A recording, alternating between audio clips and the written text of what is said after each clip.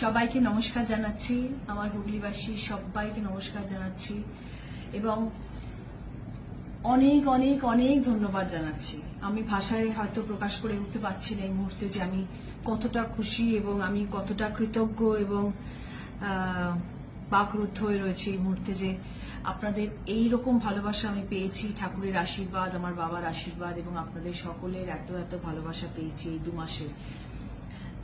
একটু তো দেখুন দ্বন্দ্ব ছিল, একটুখানি হয়তো কোনো এক সময় কোনো এক জায়গায় মনের মধ্যে ছিল যে কি হবে কি হবে, সবার থাকে, আমারও ছিল যে আমি একজন প্রার্থী, মানুষ আমাকে ভালোবাসেন ঠিকই, কিন্তু তারা আমাকে ভোট কতটা দেবেন, কতটা আমার উপর তারা বিশ্বাস রাখতে পারবেন, কতটা আমার উপর আস্থা রাখতে পারবেন সেই ব্যাপারে অতটা জানতাম না বা বুঝতে পারিনি। কিন্তু তাই শেষ দিন পর্যন্ত মানে গতকাল সকাল পর্যন্ত এটাই মনে হয়েছিল যে কি হবে কি হবে।